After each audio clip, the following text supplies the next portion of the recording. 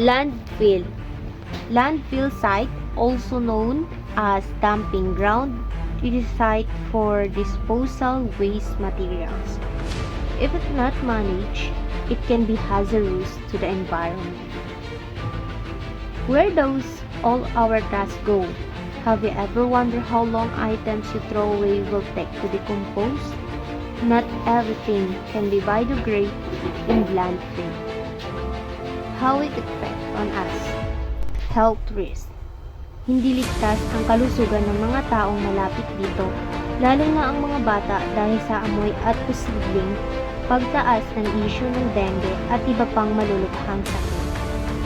Delikado rin ito sa kalusugan ng mga hayop ang pagkain ng mga plastic at chemical na galing sa tambak-tambak na basura na maging dahilan sa kanilang pagkalaso. Pinakadelikadong posibleng mangyari, pagguho ng basura or trash avalanche. Kapag sobra na ang tambak ng basura, lalo na sa panahong tag-ulan, pwedeng gumuho ang tambak-tambak na basura na maging risk sa buhay ng mga taong naninirahan dito.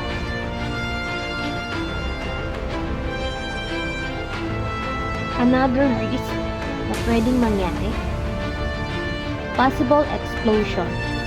Nadulot ng naipong methane gas mula sa nabubulok na basura na magiging flammable at maaaring sumabog kapag na-expose ito sa init. Upang maiwasan ang mga ganitong sakuna, mahalagang magkaroon tayo ng tamang pamamahala sa basura at magtulungan upang maprotektahan ang komunidad at ang kalikasan. Maging responsible sa lahat ng bagay, lalo na pagdating sa usaping buhay.